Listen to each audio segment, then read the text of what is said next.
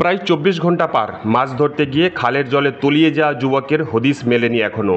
গতকাল থেকে তল্লাশি অভিযান চলছে। তল্লাশি চালাচ্ছে উদ্ধারকারী বাহিনীর সদস্যরা। গতকাল দুপুরে দাসপুরের উত্তম নায়েক নামে ২১ বছরের এক যুবক চন্দ্রেশ্বর খালে মাছ ধরতে গিয়ে তলিয়ে যায়। এখনও পর্যন্ত হদিস মেলেনি তার। প্রশাসনের তরফে তল্লাশি এখনও জারি রয়েছে।